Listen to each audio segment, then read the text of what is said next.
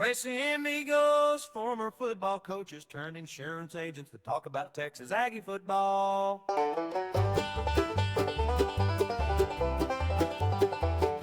right, guys, welcome to episode 2512 of Tres Amigos. My name is Matt Fulmer, and spent about 10 years in the high school coaching ranks before getting into insurance. I'll let the other two guys introduce themselves here in a second.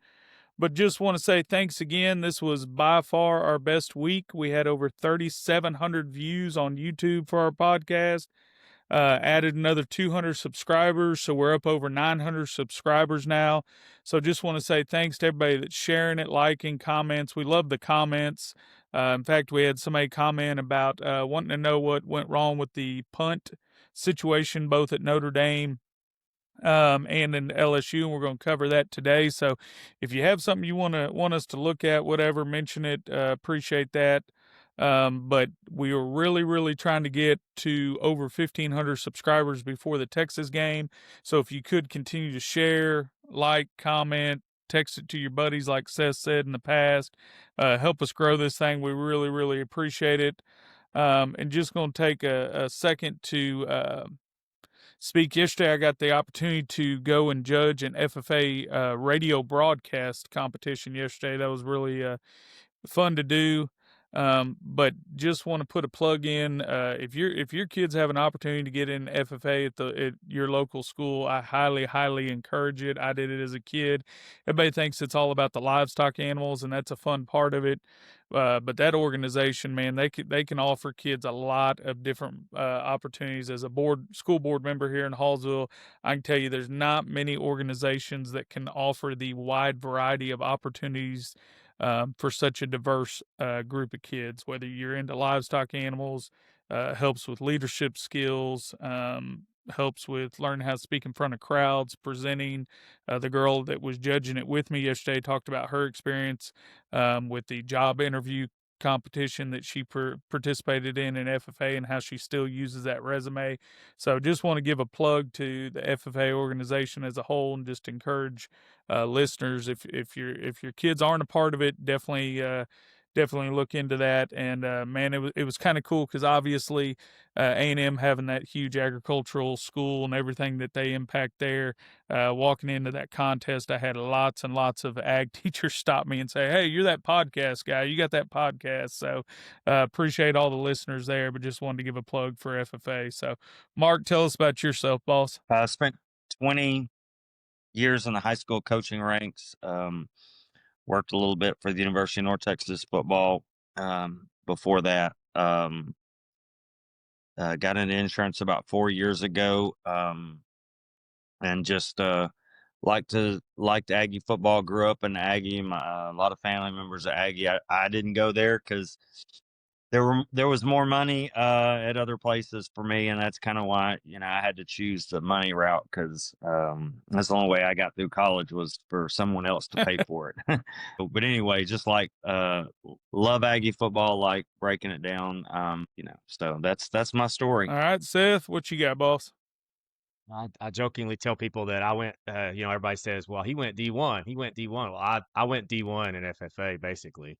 That's kind of how I got not all of my A&M education paid for, but a significant chunk of it, probably 2/3 or 70% of it paid for through doing stuff in FFA. I played football and baseball too, and that's where my heart was, but my brain was in FFA because I knew that was my future, my best chance at getting school paid for and stuff. And so anyway, yeah, I definitely recommend FFA as well. It helped me as a ton in high school. It's probably it was the original career prep. I know everything's about career prep these days. FFA's been doing that for decades, so it's not new to them.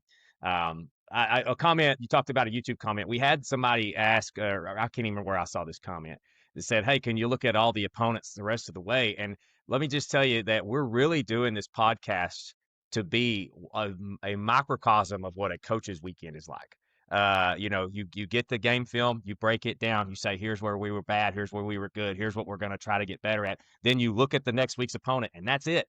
You might look at the scoreboards, but you're not watching film on Texas yet. You're not watching film on whoever we got left. So that's kind of how we do this podcast too. You have a certain amount of time that we watch the hurricane film, we watch the opponent, we just look at that. So that's kind of how we're going to keep doing it. But that's great. I'm glad we love the feedback. Anything you ever think of, shoot it out there. It doesn't mean we're going to do it. It's kind of in the coach's office. Head coach would say, "Hey, I want all the ideas you have." Doesn't mean we're going to do all of them. But bring them. What is that old coach from that Absolutely. Apple show?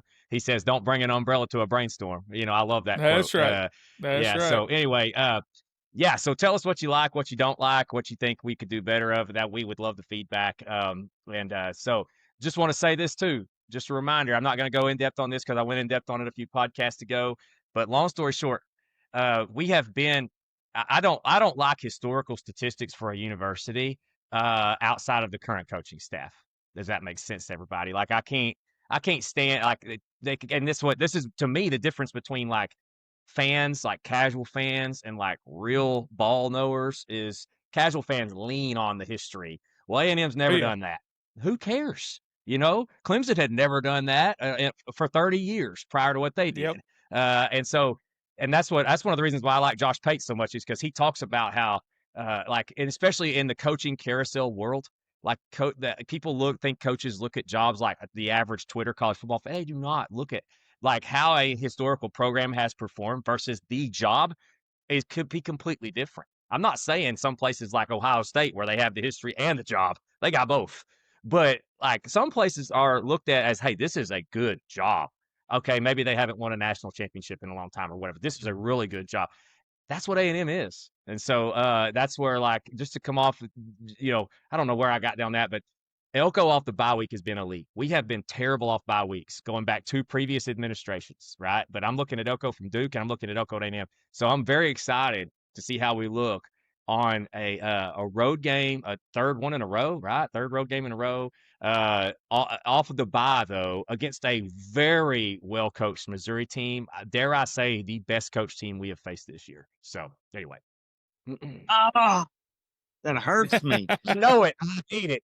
I'm watching it going, drink. Doing a good job. Daggum dink.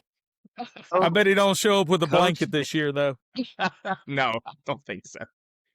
Yeah. All right, so we'll move on. So to start off this episode, we're going to talk about, like I said, we had a listener ask for us to discuss the 2 punt blocks. And Seth was ahead of the game. I got on yesterday.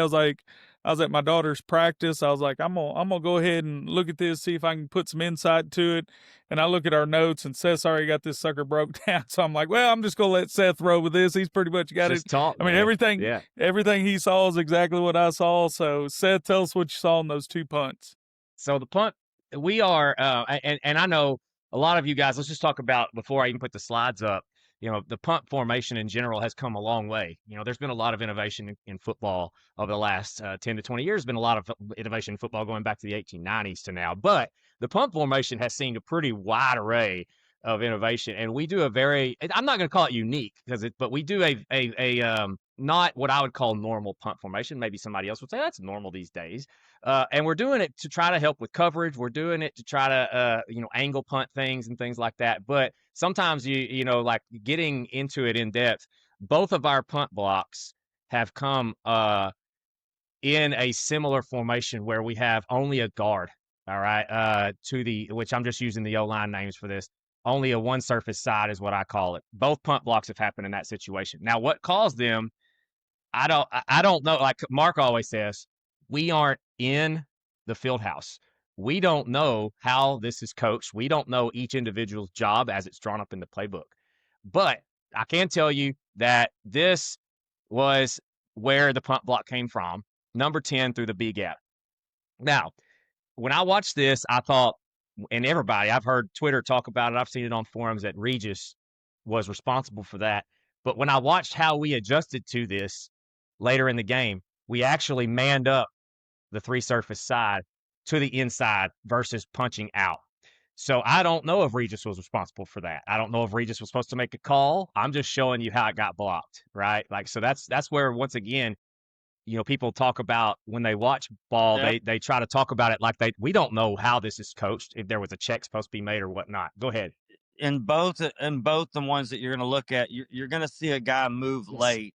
So they get their call, they look at it. You've got, you see a guy jump from one place to the next, and then, so your fan protection is thrown off. So I think that's the adjustment that they Yes. would have had to make in the Notre Dame game, for sure, is to take it from a fan protection to take it back to man protection, just to make sure.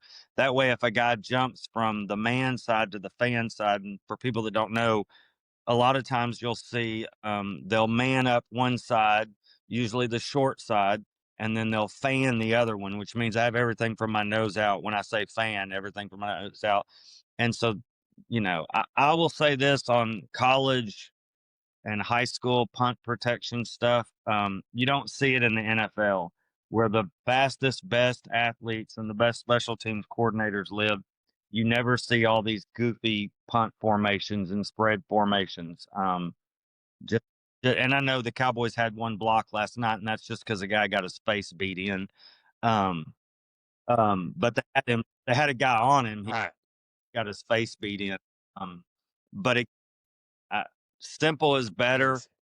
Yes. The idea of spread protection on punt was to widen the spacing, to give them better lanes for punt coverage, instead of them having to fan out after they blocked. But I've seen so many, and I know as a special teams coordinator guy at Carthage, we looked at this every week, and pretty much what I saw here the first time, it was like, oh, I know exactly how I would attack this, and it's exactly how Notre Dame attacked it. It's exactly how LSU, and it's just figure out a way to show one thing and plus a guy, and expose them.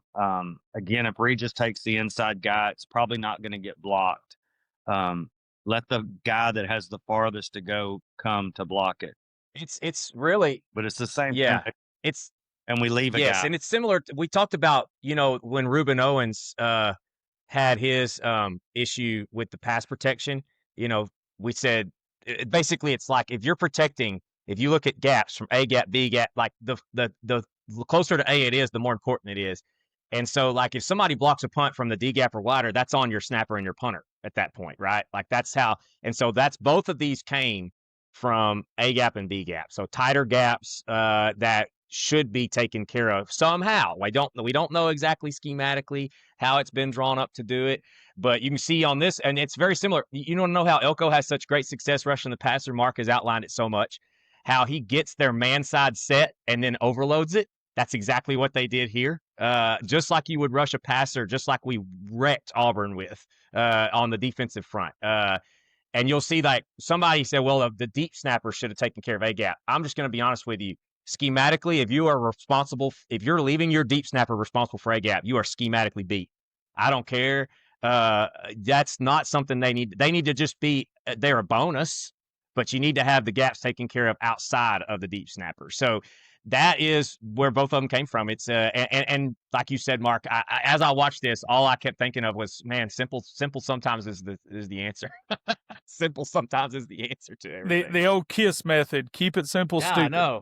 I know. Yeah. I mean, you got a good punter. If Tyler, I mean, like, I understand you want to be able to cover, because KC is an example of what happens if you don't cover properly, right? Like, we've exploited that on people, but you can have your punter, punt it a little higher, sacrifice a little net yardage, or a little total yardage on the punt, and get down there and take care of it that way. Anyway, yeah. Hey, Seth, I'll say this.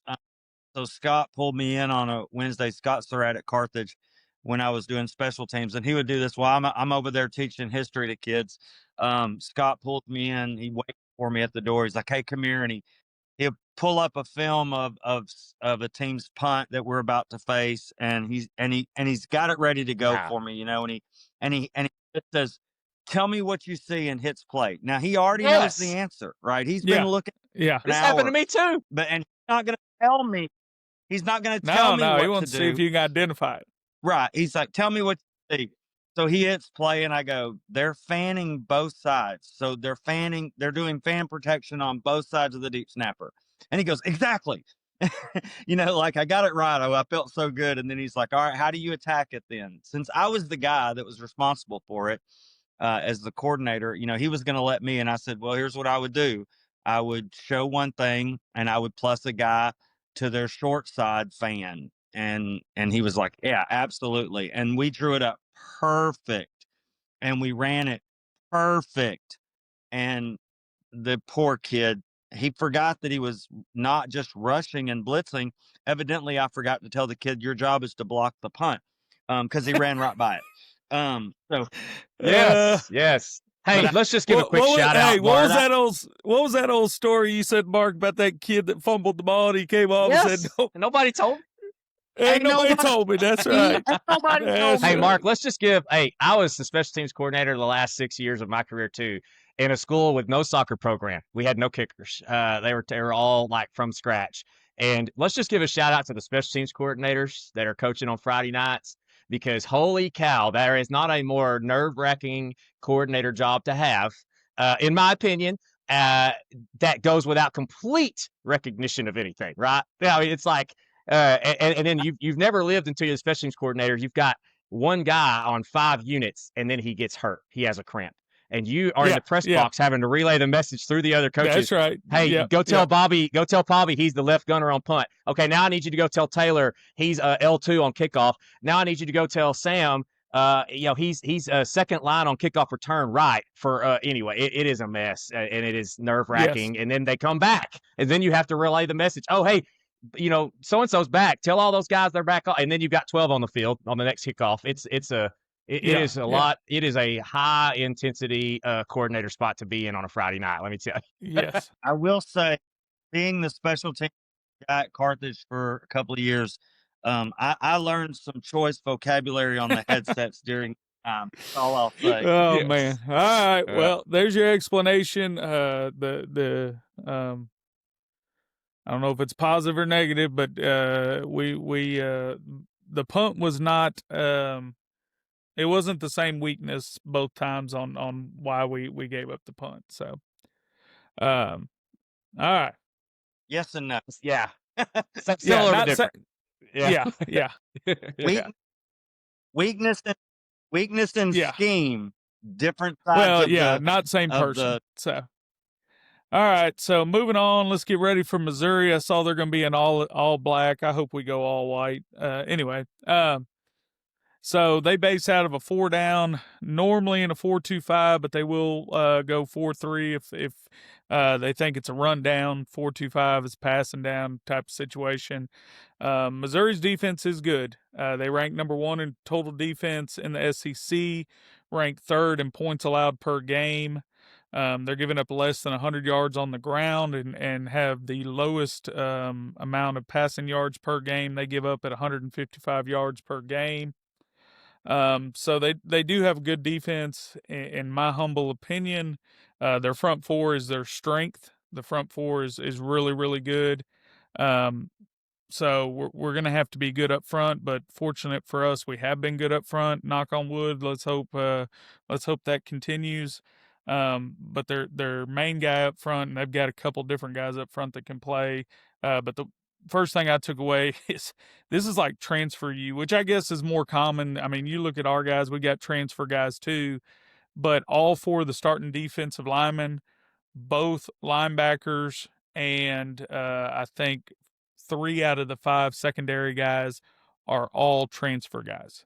So out of the 11 guys on the field, only 2 of them came to Missouri originally, which, I mean, it's not necessarily uncommon, but it's still crazy to see. So you got a guy that transferred from Michigan State, 1 from Florida, 1 from Georgia, and 1 from New Mexico State on your front line. Your linebackers are a transfer from West Virginia and South Alabama. So got a lot of transfers there, but number 1 guy, and I'm sure everybody's aware of him, Zion Young. He's an end, transferred from Michigan State year before last, and has 5 sacks on the season already, and will play. I mean, plays extremely hard. The kid's kind of fun to watch. I hope he's not fun to watch Saturday, but he's impressive to watch. And last year when we played him, we gave up 1 sack. And it was to Zion Young. So he was the one guy that was able to get to Wigman last year. So he's a player. Linebackers, got a guy with the last name Trotter. You talked about watching the Cowboys. That's I a think linebacker name. Yeah. yeah, Trotter caused the Cowboys a lot of headaches for a long time. And Trotter actually has some connection to East Texas. Jeremiah Daddy Trotter graduated from SFA, um, so has some connections here to our part of the world. And he leads the team with 53 tackles, 8 tackles for a loss, and a sack. Now, he doesn't do a whole lot of blitzing from his spot. They use 5 more, the other linebacker, in more of a blitzing kind of situation there. Secondary, you got a lot of transfers there. You got both corners transferred, one from A&M, which I'll be honest, didn't even remember that kid. So he transferred after his freshman year. And that was so long ago because he's a senior now that I didn't even remember the kid's name. Norwood, he was out Yeah. of Arkansas. And then the other one, other corner transferred from Clemson. The best secondary guy, in my opinion, is Catalon. If that name sounds familiar, he was at Arkansas for a while. Now he's at Missouri. He's about 45 years old, been playing in college for a while. But he was preseason all SEC and he can play. So, I have to be aware of him, but that's kind of what I saw. I'll let, Seth kind of talk coverages and things of that nature. But that's what you got on the defensive side of the ball there for Missouri. So probably, in my opinion, probably the best defense we've faced all year. So it'd be a good test being on the road. Third game in a row. I think they said we're the only team that was fortunate enough to draw that lucky third road game in a row in the SEC. Nobody else had 3 in a row. So it'll be a test. It'd be interesting to see. Hopefully we got healed up and rested and ready to go. But Seth, tell them what you saw from the defense. We are they base in a cover 3 single high, and they're really good at it. Tons of cover 3. Some cover 3 are variation 60% of the time against everybody in the conference except for Vanderbilt. Vanderbilt, they did flip their methodology a little bit because their offense is unique and Pavy and whatnot. They ran a lot more cover 1 and 0. Simply because I think that Vanderbilt, they thought they could man up Vanderbilt's receivers is what it really boiled down to. And then they can load the box to stop that run game. And so against us, I don't expect to see a lot of cover 1. If they do, great. That would be wonderful because we've got some guys that can beat cover 1. But I expect to see a lot more like they've played against Alabama and against Auburn and other people where it's the cover 3 shell, including mixing in some cover 3 seam. Because if you're familiar with how cover 3 works, cover 3, the seams are your weakness, right? Attack the seam, and they will match pattern match those seams on occasion to try to take that away, just enough to keep you honest. And then the goal is they remind me of and they're actually they're better at it than Texas. They remind me a lot of Texas's defense from last year. They're not as talented as Texas's defense from last year. Let me rephrase before everybody goes crazy. But how they play the game, their methodology is not like Elko. It's completely opposite. Their methodology is to boa-constrict you and make you take a 10 or 12 play drive down and score. They want you to nickel and dime. Yeah, That's nickel right. and dime you all the way down. They don't want to give up explosives. They Yes. think that you can't do the 10 to 12 play drives. That's right. And so that can be. So what I'm trying to prep you, we saw that, we see this A&M offense just explode sometimes for this 35 unanswered and stuff like this might be a little bit more of a nickel and dime affair. Where we have to drive the ball down the field to win, and little by little, they're good at it. They have limited explosives against everybody they've played. They're very, very good at that. And so on that note, just a couple of things you might see that's unique to them is this type of cover 3 look. They do it more than anybody else I've watched on film this year. I'm not saying this is not their base, but this is a look that our offense hasn't seen much of yet. Where this, Mark, what do you call that? What would y'all call that cover 3? So look? we ran a variation of our cover 3, and it's a cover 3. We called it a spy. You put that guy in the middle of the field as a spy, then you have your 2 other guys that are running your deep verticals, and then you're playing a soft cover 3 with your corners. So you're kind of inverting who has the deep and you can play with it a lot. So at the top of the screen, you can invert that. One guy can spin down, the corner can bail, or you can do it vice versa. The corner can trap and play the insides of the check down, or what we used to Yes. call flat. You can invert it and play games with it with your run support. Or in situations, that's the old prevent. You can play soft with the 3 spy. Yeah, and that's exactly what I've seen too. Just because they show you this doesn't mean they're playing with those guys bailing into thirds and the corners playing in a cloud look. Now, if Yeah, you no, catch no, them no. in that, it can give you some issues. As a matter of fact, Cam Coleman had a big catch versus a spun down corner where they were playing a cloud look, but the outside third safety did not get over the top. Cam Coleman just ran by all of them, and they were able to hit. And so explosives allowed. I always like to go back and look for a trend, and there is no trend, and that's exactly what a good defense that is trying to be the bend but don't break mentality and limit explosives. Typically, they're not going to get beat by a single thing because that's how they organize their defense. And so they have been, basically Vanderbilt won the game with an explosive jet sweep. That's how Vanderbilt won the game. And so, but they've also been hit through the air. Auburn's explosives came through the air. As crazy as that sounds, for the Auburn offense, that's how they were able to stay in that game. So anyway, yeah, the explosives have been a mixed bag, but there's just not that many of them. If I go to this chart here to show you, this is in conference explosive plays allowed, and I made it a little bit more complex this time. Instead of just focusing on 20-yard plays, I did 10 plus and 20 plus and put them into a graph. And you can see right there, Missouri is up there near the top. That is what they do.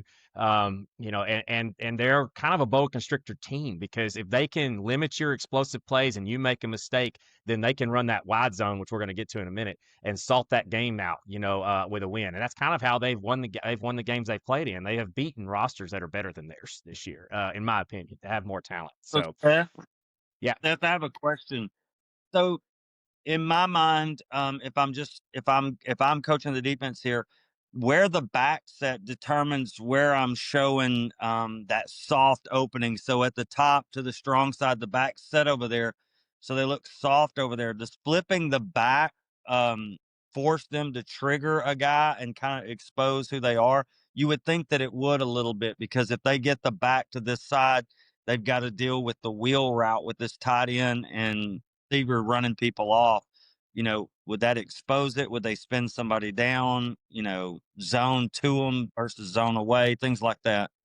Yes. And those are the things that, with a bye week to prepare, in that opening script, I think we'll see what A&M's offensive coordinating and staff and analyst staff thinks that they've got, as far as that goes. That's why the opening script is always so neat, because that comes from film study. And then, of course, the last 2/3 of the game is typically from in game, how things are going. But yeah, that is something. And they don't, I don't know what the word is for it, but whenever we were watching like Auburn's defense to get ready, Auburn was always going to roll that safety down. Like 98% of the time, they were rolling down to a regular old cover-3 look. But Missouri mixes it up pretty good. I will give them. I mean, they don't, they don't show you. Now they're running some form of cover-3, but who's doing the jobs may be switched, as far as that goes. And so, yes, if we can find something like that to exploit. I haven't seen anything in the games I've watched where I noticed a pattern or trend.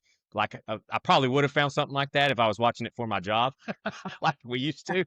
But in this situation, I wasn't able to necessarily lock in on some specific thing that I saw teams doing to exploit them. So, All right. Well, Mark, tell us about this Missouri offense. And I know me and Seth were talking before we started recording. I know they love that outside zone, and they run it well, and they do a good job with it. So tell us what you see personnel-wise and scheme-wise from their offense.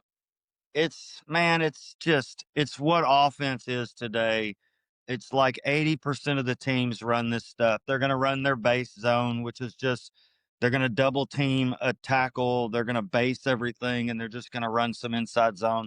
They do run a lot of stretch. And I think, Seth, you were calling it like wide zone. I was like, I don't know what wide zone is, but okay. Like outside zone or stretch, they run a lot of stretch, more than I've seen. Coach Surratt at Carthage runs a pro style offense, and they run a lot of stretch, which stretch can put you in a bind. If you're not really good with your safety fits and things like that, just because they're gonna run full zone, and then they're going to try to get to the edge, which leaves the cutback and the edge. If they don't get the point of attack and you force Yep. the point of attack, the cutback is what I've seen on film from these guys. They do a ton of RPO. Their quarterbacks don't throw the deep ball as much. Even the other guy, now they've got this true freshman in there. He throws really well. I kind of like the ball he throws better than the guy that they had. But it's all like hitches and stops and nows and fake the run here, throw the RPO backside. They do run the jet read, which again, we've seen it week in and week out. This is some of the same offensive stuff we've seen for weeks on end now. Everybody's running it. You know, the jet G read, they're going to pull the guard. They're going to show jet. The quarterback's going to read it, and then he's going to pull it and fit up underneath that puller. They do a lot of boot. They come in and they have a number. Their number 3 as their receiver. He's their best receiver, Coleman. They're going to put him in the wildcat and get him the ball. They run the split flow zone, which we've seen a ton of. The kind of the nuances that make them a little bit different than like an Auburn or an LSU, because Auburn and LSU's offensive scheme is so easy. I loved playing spread guys when I was at Carthage because it's just you build everything around it and it makes it simple. But these guys with running the stretch and then their ability to run, they'll show jet motion, right? So they're going to run jet to the right. So they're showing jet to the right, and everybody's eyes are on that. And then they will run counter away from it. In other words, they will pull guys and run the counter to where the pullers came from. So it's a false key. So if I'm an outside linebacker and I see that tackle pull away from me, I'm thinking hold, and fold. And now they're running right at me. And if I chase it, now you're then out of position. they're going to gash you. And so, you know, used to, one of the things that we did, couple things we did, which I don't see people doing, but I've seen it happen just if you're a defensive end and you don't get blocked and you're getting a mesh, the thought process is, well, you're taking dive or you're taking quarterback. We just learned with guys that false key it, attack the mesh right now. Go attack the mesh and make them make a quick decision. We saw fumbles out of it. We saw tackles for losses. Just let that guy eat a little bit. And I'd like to see our defensive ends. We've seen Cassius do it before, attack the mesh, and it blows the whole play up. But that counter away, they haven't done a lot of it, but it is definitely something you have to keep in mind. Their quarterback, obviously, their starter is out with a dislocated ankle. And so now we get this freshman who only has 29 attempts. But he is very accurate. He has the same 60% completion just in a short window. He's not as much of a threat to run. They use the other quarterback in the run game. I haven't seen them use them, but it may not be one of those things that they were ready for, but after a bye, they could. Or they could be thinking, Mark, we don't want to run the third string quarterback because we have nobody else. We've already gone through the first, the second, we're on our third. So yeah, I don't, but I hadn't seen, again, it's such a small window. I think their offense is their offense. To me, it's old spread 1-800 call the guy who invented it. If you've been in, you know what that is if you're a coach. But it'll be interesting how he holds up against Elko's blitz package. He has not seen that as much. He's seen good D lines. Vanderbilt had a good D line, and they just kind of get after you with their D line. But he hasn't seen the blitzes he's about to see, so that'll be interesting. Obviously, Kevin Coleman is their number one target with 51 catches. He is their guy. He is kind of their KC or Mario Craver. They don't really have two of them, but they got one guy that definitely is. He's an all-conference receiver. But I'll say this. When you look at what they do, they are not the big play receivers. He moves them down the field, but when they get in the red zone, their tight end is their go-to guy. He has 5 touchdowns compared to 1 or 2 from each of the receivers. None of the receivers have more than 2, and their tight end has 5. So you know when they get in the red zone, they like to use their tight end, and that's something to keep in mind. Their offensive line has given up 18 sacks. They're about 60-40 run to pass. And Vandy's D-line really held up well against them. And I didn't think Vandy's D-line was great. They play freaking hard. I think Yes. our D line better. And our D line plays hard because that's an Elko staple. I don't think you're allowed to play for Elko if you're not going to play hard. That's one thing we see on film. You might get a chair thrown at you. Yeah. So there's two really good backs, the Ahmad Hardy and the Jamal Roberts. They're really good. The Hardy kid is big. He's physical. They like the cutback, and because they run all of this zone stuff, right? So whether it's stretch or what you're calling outside zone or just regular zone where the offensive linemen are taking zone steps, they run to space. And one of the things that I think they've hurt people with 4 and 5 yard runs and keeping the ball away from your offense is linebackers that don't want to trigger on zone base, linebackers that don't want You to get run eat up. the holes. They wait on it, and if you wait, somebody's coming off a double team, and now you're getting a guy that's 300 pounds in your face, and that's where they lean on you a little bit. So our linebackers are going to have to be very good at what I used to tell my inside linebackers is, what is the running back going to do on this play? Is he going to run right up the back of an offensive lineman, or is he going to run to space? And the answer is what? He runs to space. Okay, so that when you know where your gaps are and something opens, you got to tied off piles. You got to be tied off piles. Don't get in a big space with an athlete, but be tied off piles and fill it. And so our what is our weakness on defense is when we don't fit up the run well. When people get out of their run fits. It's funny, I coached for a long time in high school football before I kind of got with Coach Surratt. Am I there? I got you. Up again. Okay, it just said it was reconnecting, so that's weird Okay. because I'm on my phone. Oh, you're good. But anyway, understanding run fits is so important. And I think that's a big deal. We need to be gap sound, and I think we need to look for the trick play. A lot of the stuff that I've seen them do is they have a lot of trick plays built in that they haven't run. And so I think it's really, really important. They will lull you to sleep. I say this, it used to be 3 yards in a cloud of dust. You ever heard that, Seth? Yeah. Oh, well, well, these guys are 3 yards in a cloud of rubber pellets. So that's what they like. Yeah. They're going to dink and dunk you because he is Coach Dink. They're going to dink and dunk you with the passing game.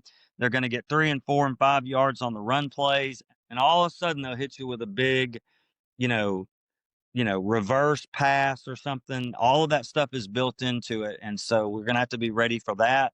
But being gap sound, being good on first and second down is going to be very important. We got to keep them out of 3rd and 4, 3rd and 3. You got to be gap sound. I was gonna chime in. When we taught that stretch or outside zone, whatever you want to call it, at Carthage, we always taught the offensive linemen, if you can't reach them, run them. So your goal is to get that edge, but as a tackle, if I can't get outside of that D end, then I'm just going to run him to the sideline, and that running back's going to see the opening like you were talking about, and he's going to cut inside of it. So, yeah, it's not – everybody thinks, oh, we got to set an edge, and we do, but we've got to be – it's more important to be gap sound than it is to set an edge with that, because, if it's real simple. Hey, I'm going to try to reach him if I can. I'm just going to run him to the sideline and let him cut off of me.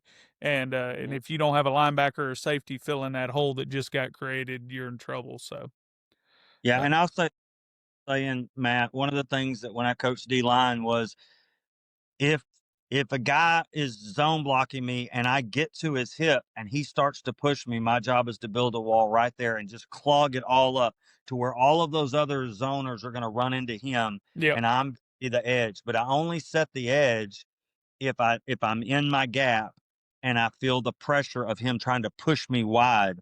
I always told those D-line guys, we're gonna read it and fit it, and then we're gonna fight pressure where pressure comes from, because he could be leaving you, and somebody else come and find pressure on you. But I don't know.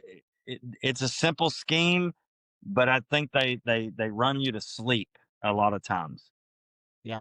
It's when I was a young coach, I was consuming as much clinic film as I could, and one of the clinics I watched on repeat, that stuck with me was this old grainy Alex Gibbs outside zone clinic film, and it was awesome. I watched it like Yeah. crazy, and we actually did run this at a couple of places I was at.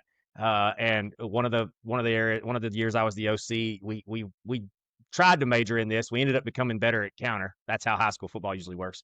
But we did build the offense around the outside zone, and yeah, so I thought, hey, why not have a chance to talk? We don't usually get to go in depth on another team's offense or a specific, but like I think this is important enough because the outside zone is averaged in conference play against everybody but Auburn over 6 yards per carry. The outside zone has alone. That includes Alabama, that includes Vanderbilt, and their success is based on that play having success on first and second down.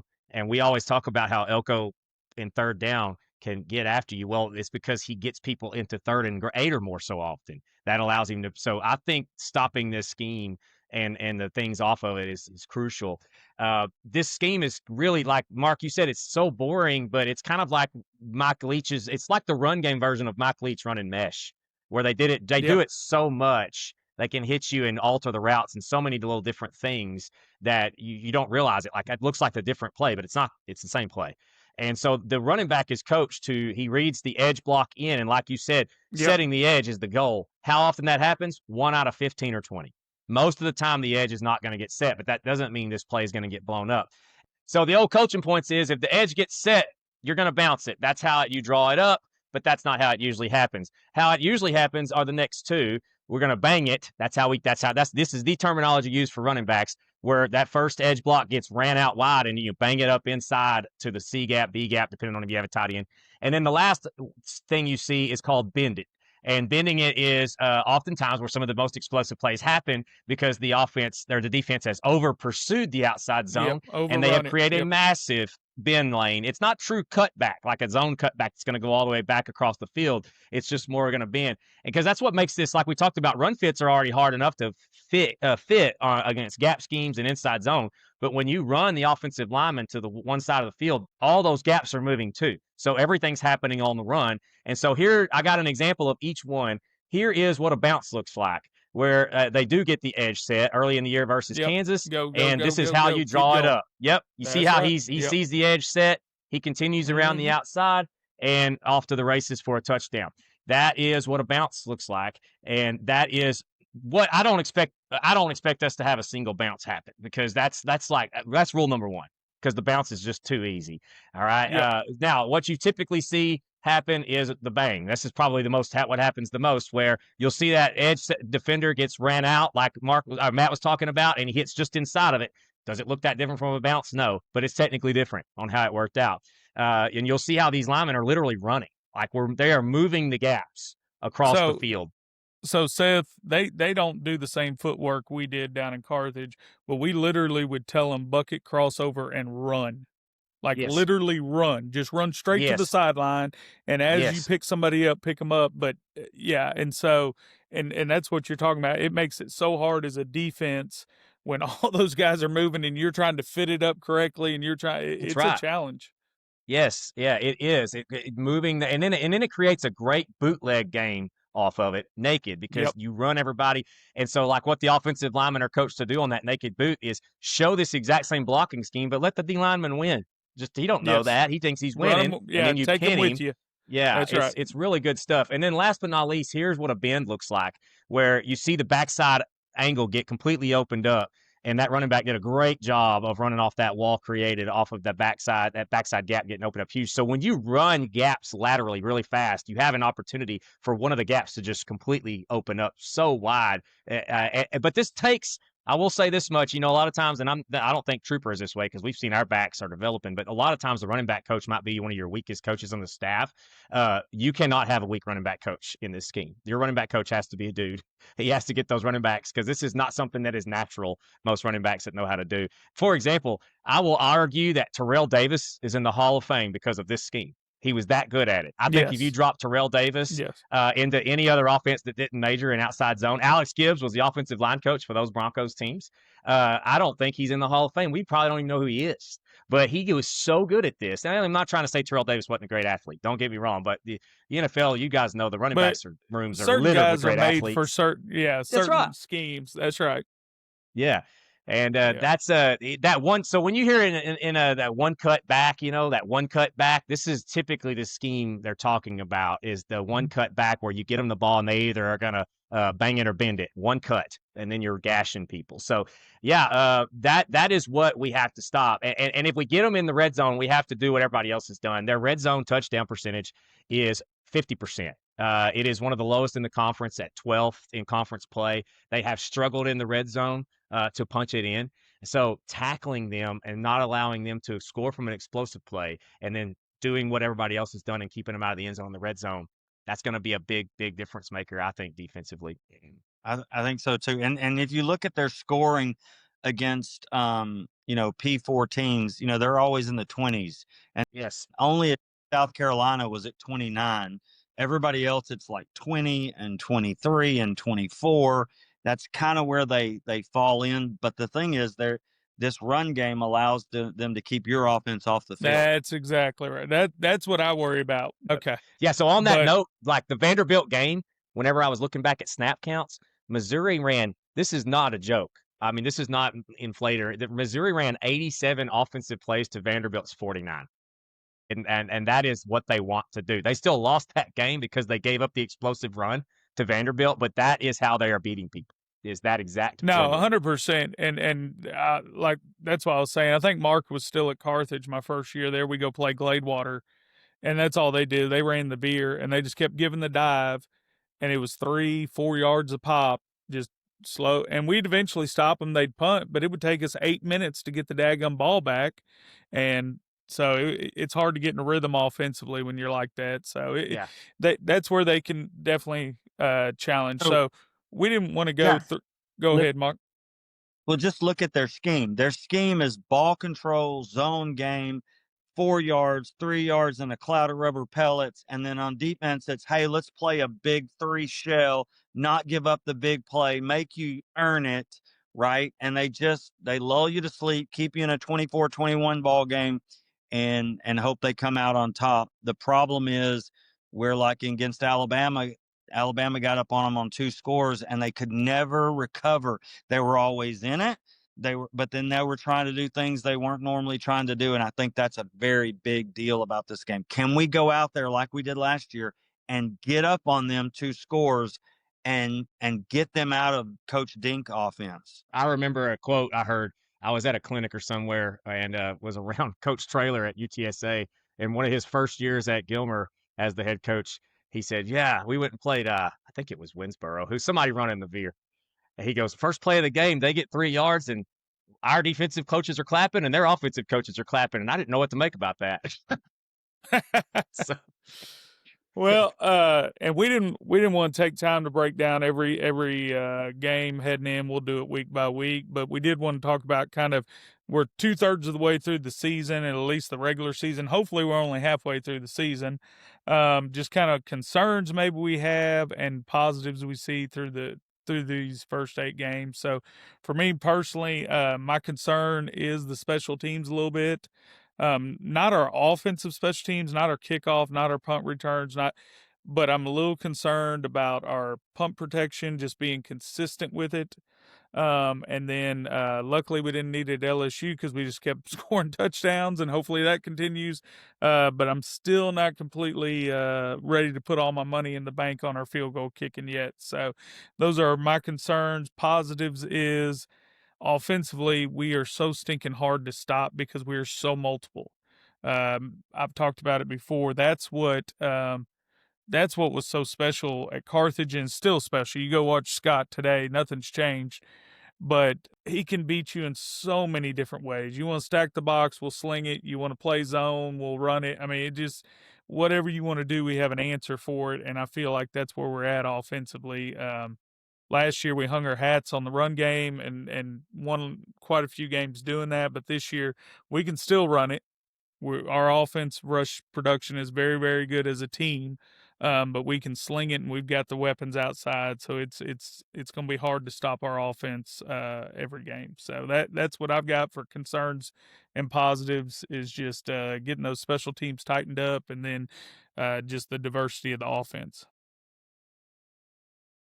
That's my concern too. When I typed that in earlier today, I didn't even look at yours. It's funny that we typed the exact same thing. It's crazy to say out loud that we are 2-0 at Notre Dame and LSU with a punt blocked in our own territory, Yes, back in our own. I on mean, both. that's just crazy to say out loud, but that will not continue versus everybody. Like if we, and so like we mentioned, like sometimes I'd be interested to see over the bye week if they simplify things because obviously something in the over complication. You know, that we all go through it. We all do it as coaches. That this looks great on paper, but then when you get on the grass, it's like, oh my gosh, we can't get this executed properly. So anyway, be interested there. And like you said, field goals. I hope we just keep taking field goals out of the equation.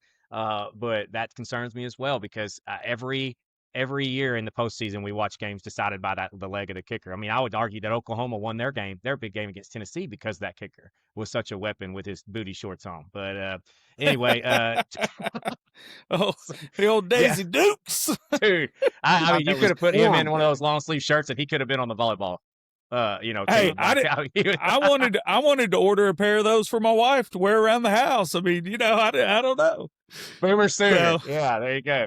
But the positive is, I think I've had this discussion at length with people, and I think we're seeing it play out in how the coaching carousel is happening a little bit. In that, what it took to win prior to let's just use 2020 as the hinge point because it was. So the transfer portal and the NIL going nuts. That was like in college football in the modern era. That's like BC and AD to me, like the BC times and the AD times, and like the coach that won in the BC era was a charismatic sales guy, politician guy, typically Mac Brown, could yeah. get the lockers so stacked with talent that it did. I mean, yes, coaching mattered, scheme, culture mattered, but we're talking like they mattered at 20% of the equation or 10 even. Like you look at Jimbo Fisher's team that won the national. I know we have ties to him. Just throw him out. Like look at the 26 that Florida State team that won the national championship. And I think there was 20 something NFL players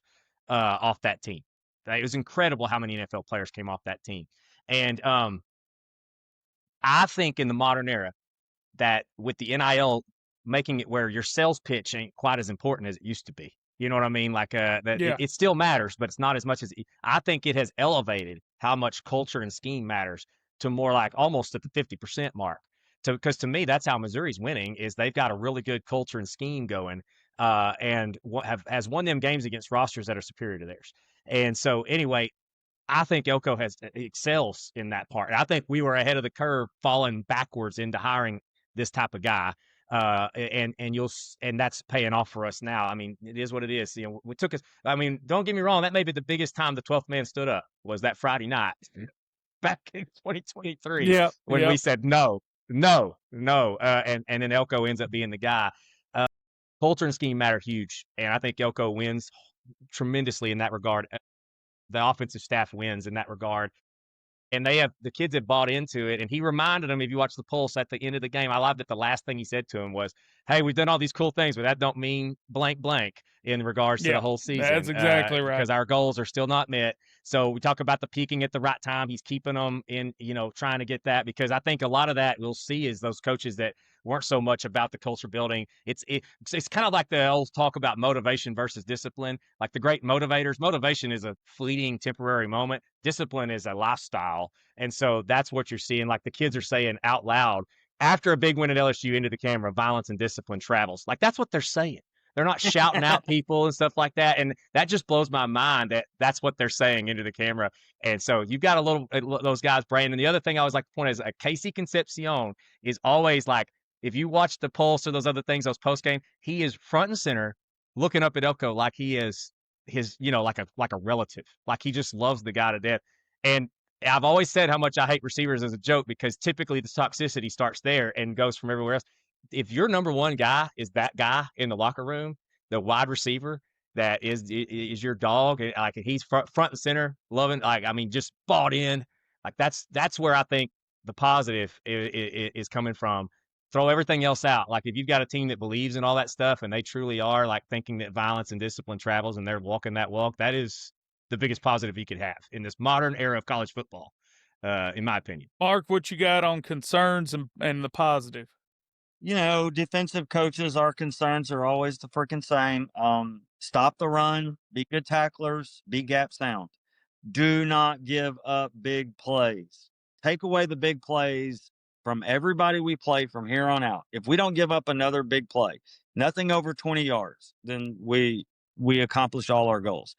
And that takes a lot of violence and a lot of discipline. Both of those two things.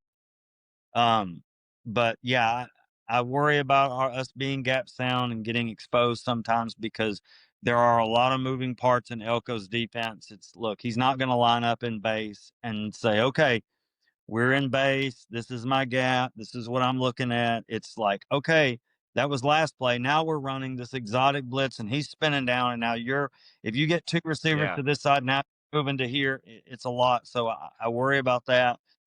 The positives, at times, this is the best defense in the nation, period. At times. And I just say, at times, this team can roll off 4, 5, 6 series where they give up nothing. Like they just dominate somebody. Second half at LSU.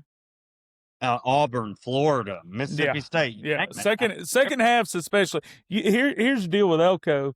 You may get him early, but you better not let that sucker get to the locker room at halftime. Yeah. And so, at times we're the best. Our third down defense is amazing. And getting after the quarterback, we're as good as anybody. And those are the things when you build a defense is, hey, how good are we on third down?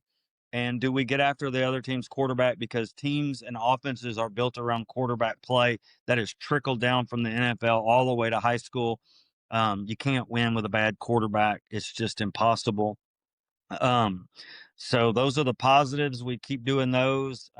Again, when I look up Saturday, I really want to see some 2nd and 12s, some 2nd and 9s. Going to be the key to the game to me is what do we do on first down? Can we get a tackle for loss on first down? If we can, we're going to put Missouri in a bind, and that goes for everybody left on our schedule. Yep. All right, so game predictions. I'm going to go 35-13. I do think their D-line is good. But my problem is I keep going back to last year. And I know, every year's different. But not only did we beat the brakes off of them last year, we did it with Wigman. Y'all remember that? Wigman played that game. He was throwing the ball. So he was 18 for 22 for 276. Just put that out there. I don't know if he threw for 276 the rest of the year. And so I think we have a better quarterback than we did last year. I think we have better outside weapons than we did last year. I think the O-line, which was good last year, is even better this year. And our running game is dang near as close to what it was last year. So I think 35-13 is what I'm looking at. Seth, what do you got? I'm going to go with 31-17 just because Mizzou's style of football, 30 points is like 40, I think, the way they do things. And so, but this is going to be Missouri, and they know that coaching staff know like that if we do things like we did in the second quarter versus LSU, then this will be a 4-quarter ball game, and that's what Missouri's hoping for, and that's why they play bend but don't break defense because they're banking on college football players. If they takes them 10 or 12 snaps to put it in the end zones, 1 or 2 of those snaps is going to be a mistake, big mistake.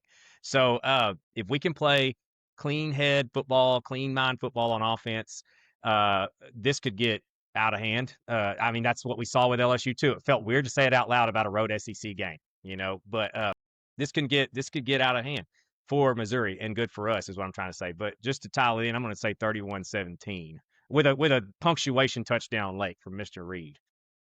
There you go. All right, Mark, what are you seeing? I think, I'm kind of with where you guys are at. I'm going to say 35-10. I'm going to give them probably 1 less touchdown due to the freshman quarterback, and I'm gonna put a decent score on the board. Let's go. So I think our offense is going to score 4 times. I don't think we kick any field goals because I just don't think we do that. I think we're gonna be aggressive. So 35-10, I think we have a chance to go make a statement again. And it's just like what Elko talks about and preaches. Oh, well, you made a statement when you beat Florida. You made a statement when you beat Auburn the way you did. You made a statement when you went to LSU. Well, guess what? None of that means crap. Every That's week's like a new week, man. It don't like matter. I know a school that brags on their history so much that, I mean, they were beaten in 1927. They were beating the school of the deaf and blind, and they want to hang on to that championship and rub it in your face. Like, okay, good. I wasn't even alive. You weren't alive. Great. None of that means anything. You made a statement at LSU. Who cares? It's over. We bye week. You want to make a statement? Today's the day you make a statement, because today's the day you get the microphone, and that's Saturday for us. So I think we do it. All right, so my player of the game prediction, I'm going to go with the freshman running back, Morrow. I think this is going to be his first game over 100 yards, and it's not because I think he's going to be getting 20 carries. I think what happens is he just busts one long one. I think they're still going to rotate the running backs. I think Smith's going to get some, Daniels, Owens. I think they're going to still do their thing. But he's been really, really close to busting one. Really close. That one he scored on at the end against LSU when he did that spin move, if that thing would have been from 50 out, he would have scored from 50 on that. And so I think that he's going to be my player of the game, and I think he gets his first 100-yard game. Seth, what do you got? I think and as much as we just talked about Missouri's run game, this is going to be a kind of out of left field, and I'm going to do a little bit of a cop out. I think our corners, our nickel and our corners, are the player of the game, because if Elko if he feels like he can man up those receivers, which I think he's going to think he can, that's going to make it a long night for the outside zone when Dalton Brooks and Ratcliffe can get involved big time. So I'm going with the corner group. If they are able to man these receivers up and allow Elko to do what he would like to do in the box, that's going to be the play of the game, or the players of the game. I mean, I'm talking about, we could really put a defensive statement out there potentially, if that's how that plays out. So. Yep.